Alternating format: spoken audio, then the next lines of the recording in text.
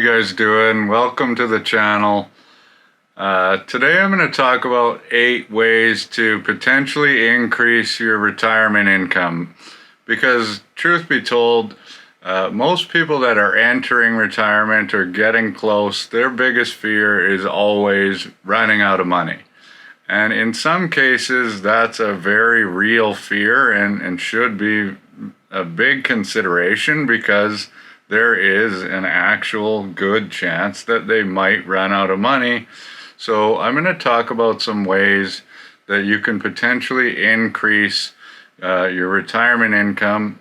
Some of them are going to have to do with investment planning. A lot of them are going to have to do with income planning and tax planning, because the more you can reduce your taxes, the more chances you have of having more money, because less of it is going to the CRA every single year.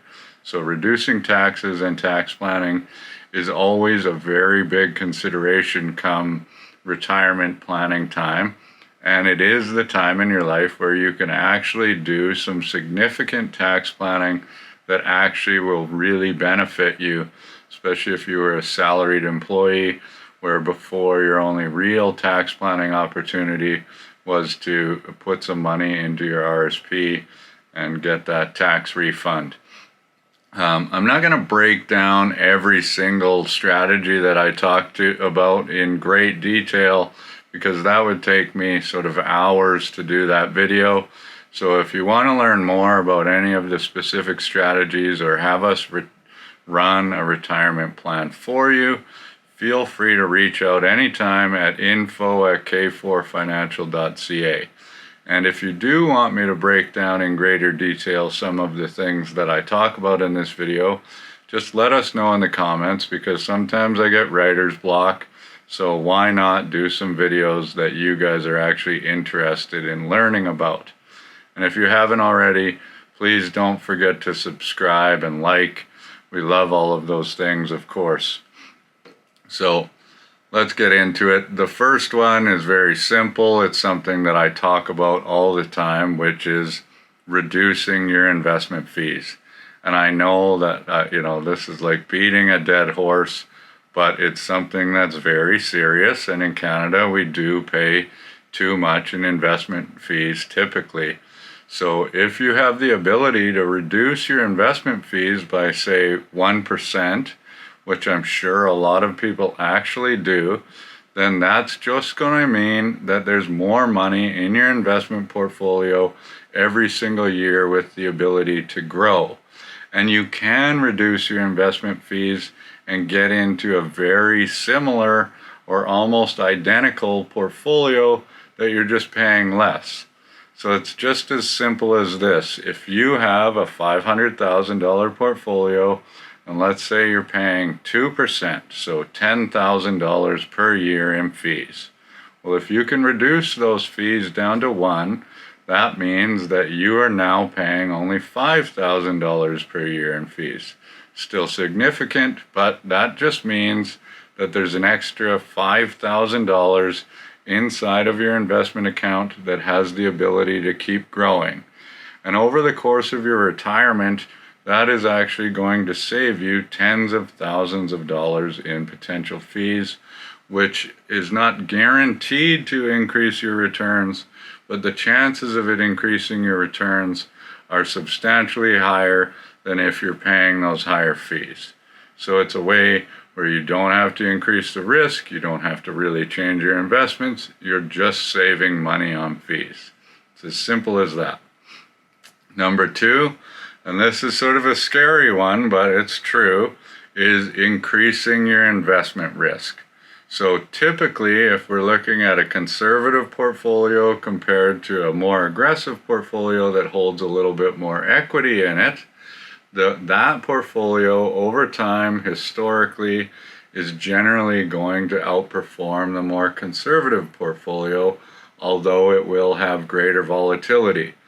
So one sort of thing that I'll say before I get a little bit further into this is, if you're considering that, it will not be a good idea for you if you are going to freak out the first time that you see volatility and sell out when it gets down near the bottom.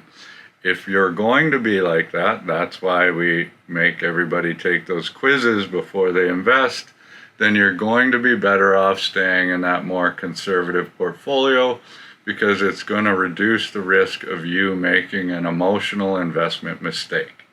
It's as simple as that, but increasing your risk over time generally means that you're going to outperform that. So let's look at that same $500,000 portfolio. So you're 65, you have $500,000, and you want to know how much money you can pull out every year if you earn, say, 2% in your conservative portfolio, or you increase the risk a little bit and get 4% in the other portfolio. Well, at a 2% rate of return, you would be able to pull out $30,578 every single year until you're 85, and then you would run out of money. But if you can increase that potential return up to 4%, that number jumps up to $36,790. So, I mean, that's a pretty significant difference, almost a little over $6,000 a year or $500 a month by taking a little bit more risk in your portfolio. I'm not saying like throw caution to the wind and go all in on equities or anything like that, but generally speaking, especially if you're somebody that loves GICs or things like that, well, you're sort of just locking in a really low long-term rate of return, which generally isn't the best.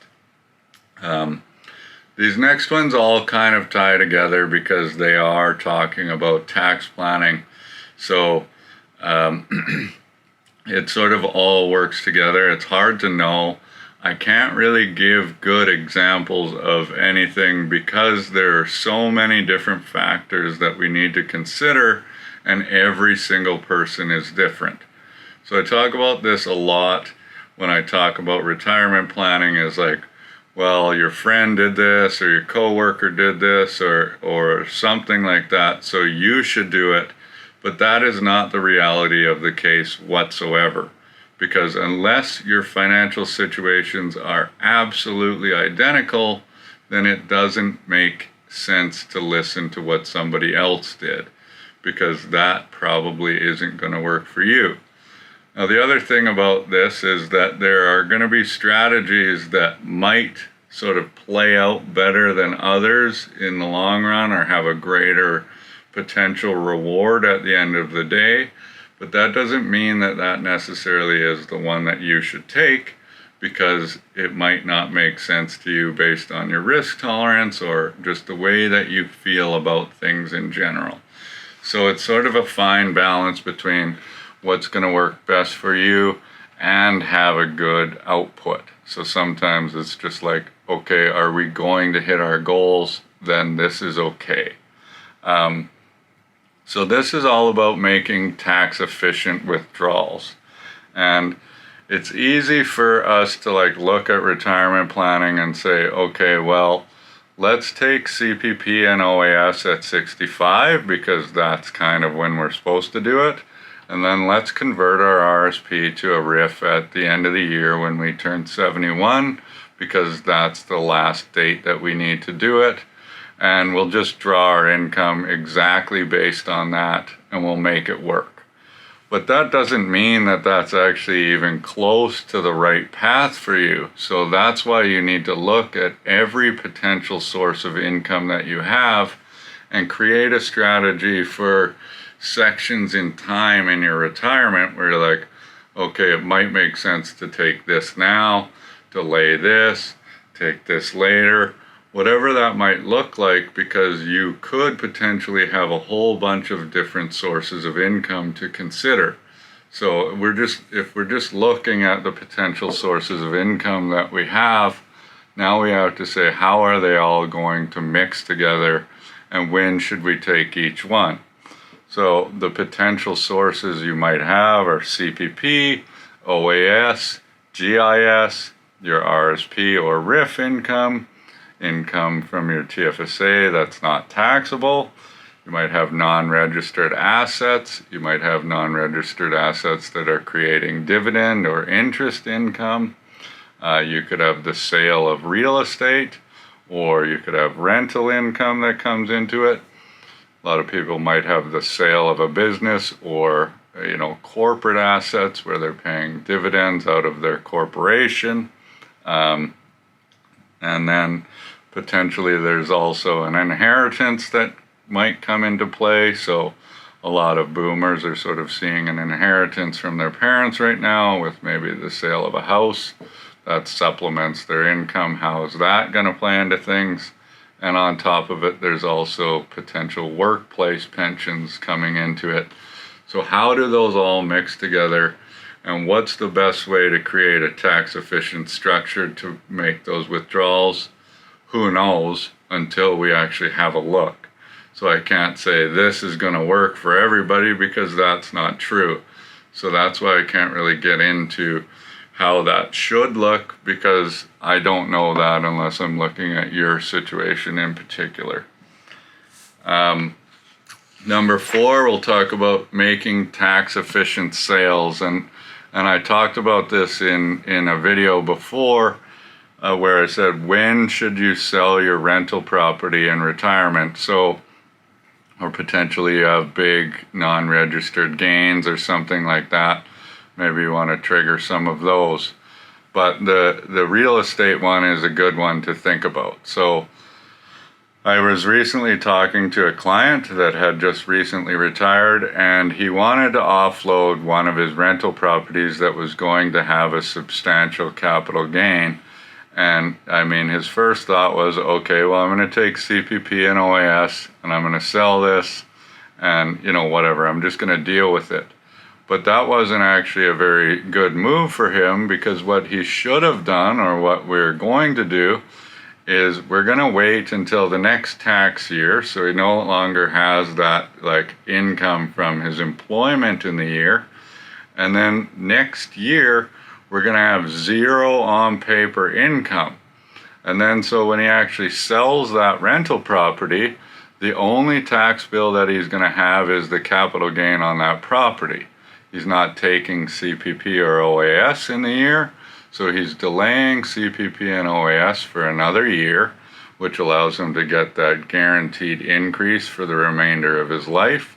Plus his tax bill is going to be a whole lot smaller because he doesn't have it on top of any other sources of income.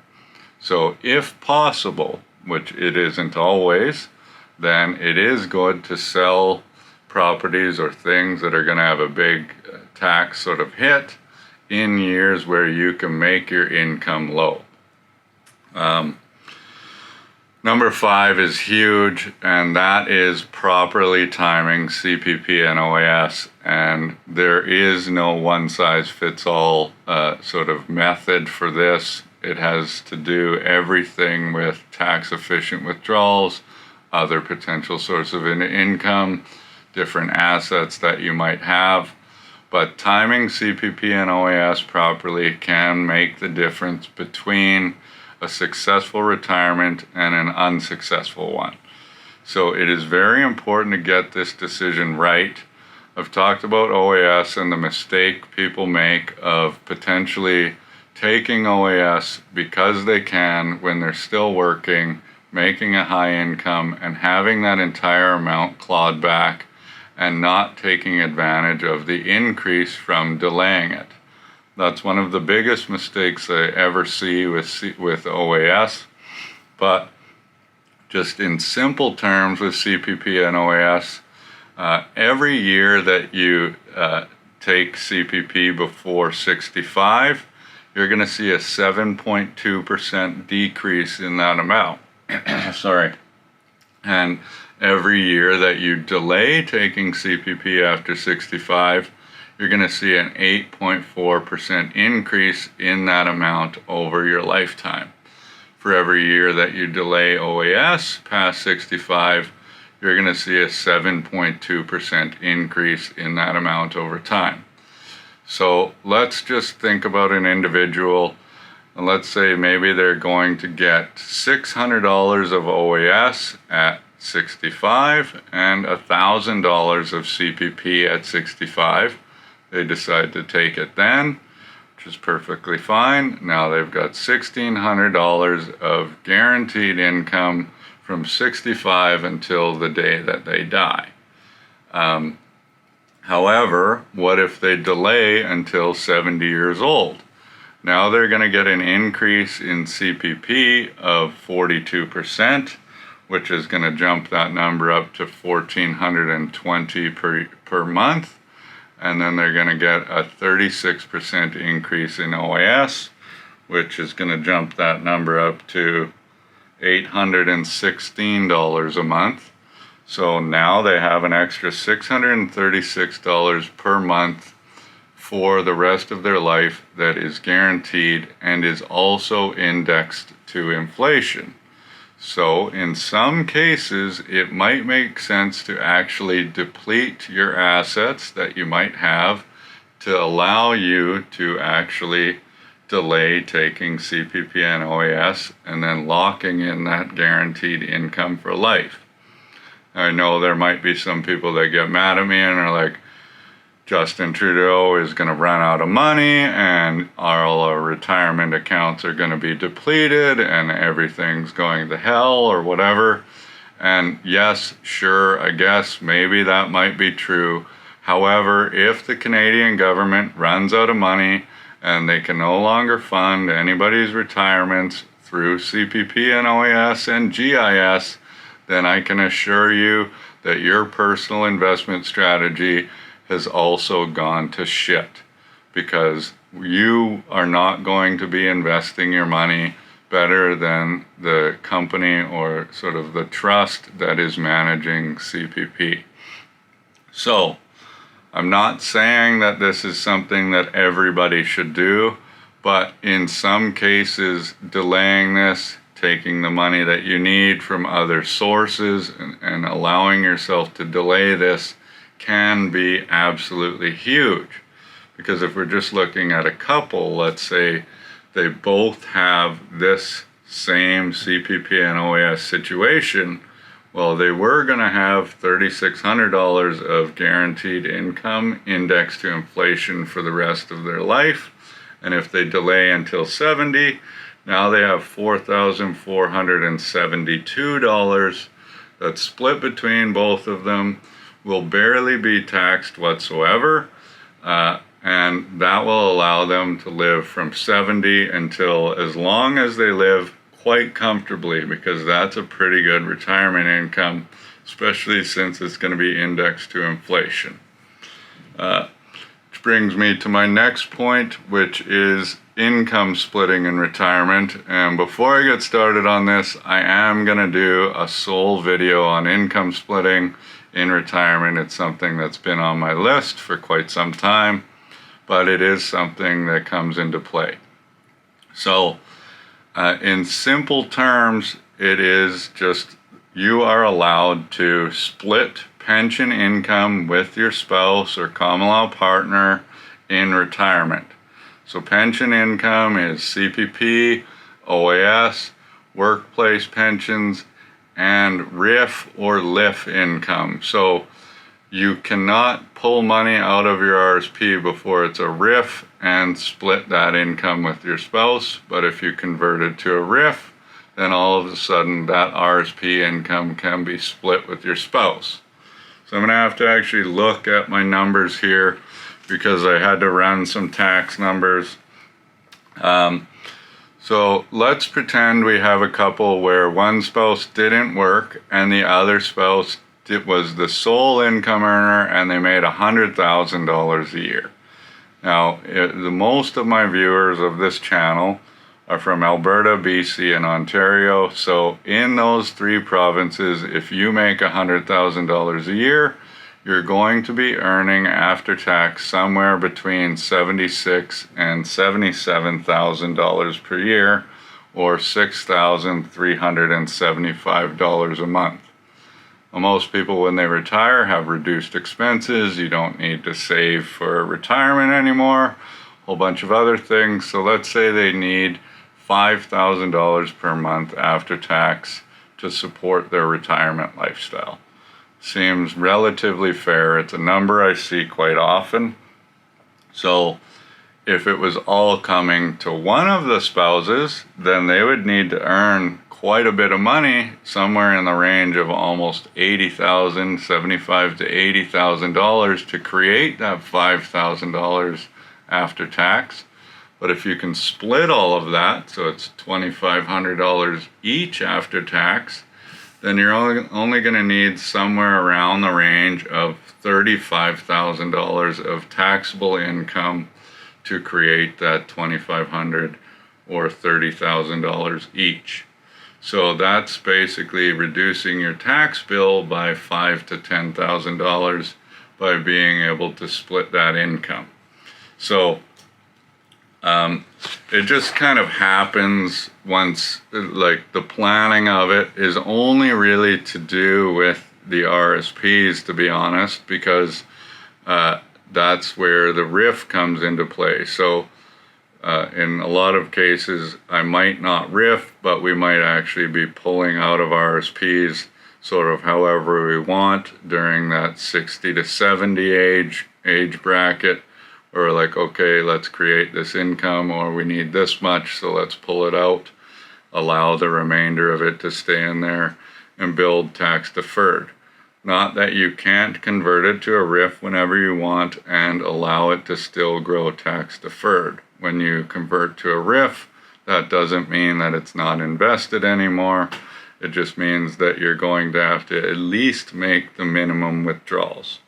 So this is why there is still some use for the spousal RSP.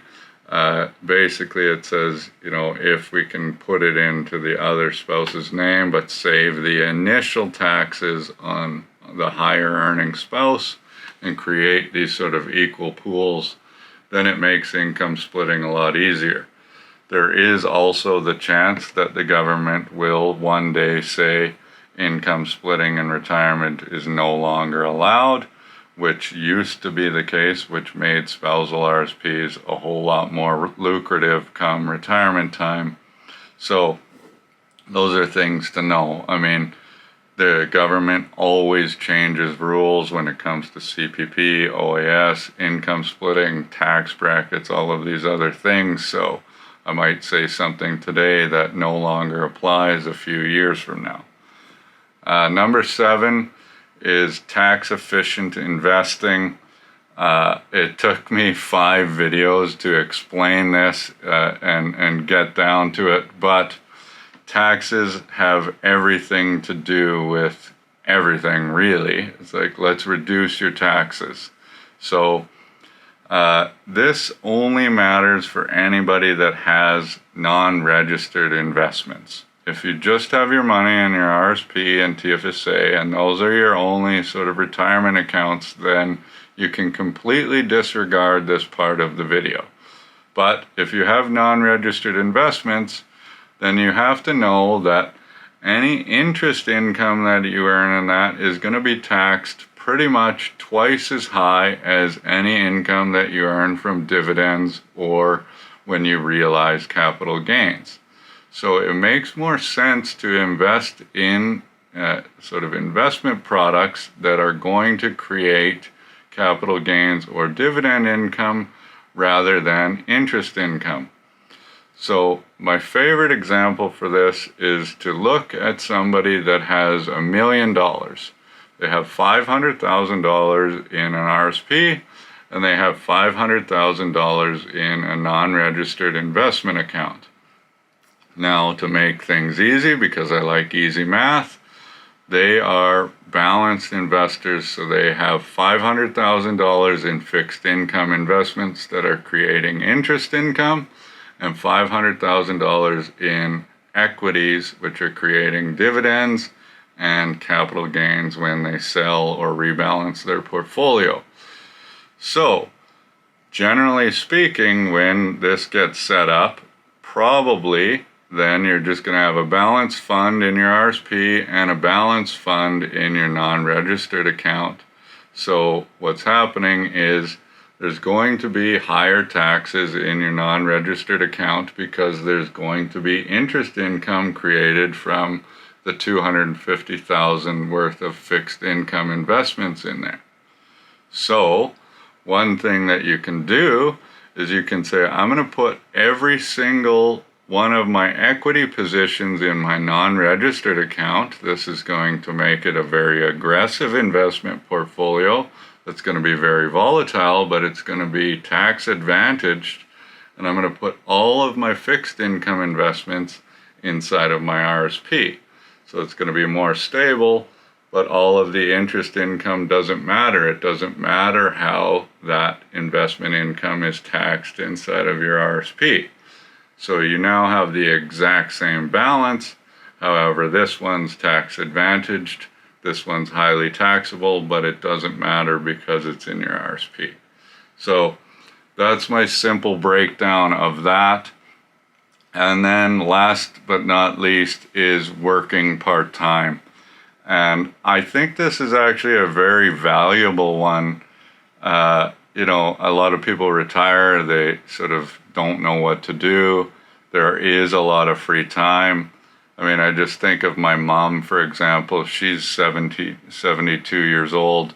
She still works part-time for my sister, and she really enjoys what she does, and it gives her some purpose and it makes her happy. It's not that she needs this income. It's just that it's something that makes her days go by a little faster, makes her happy. She's helping out. She's still in good health. Her head's still working. You know, all of these things can actually be very beneficial. And the best part about working part-time in retirement is that you don't have to care so much because you don't necessarily need it. So you can say, you know what? If this is a job that I absolutely hate, then I'll just leave. I will quit because it doesn't matter. And I think this is very important for anybody. I don't think anybody should ever stay in a career that they absolutely hate. We only have this one life to live, and you should never live your life being miserable in a career. I would always encourage people to make that switch, do something that they love, because money isn't everything to do with happiness by any stretch of the imagination. So there's some 8 ways to potentially increase your income in retirement. If you have any other ideas, please let us know. If you haven't already, please subscribe, hit like. Thank you guys very much for watching, and we'll see you very soon.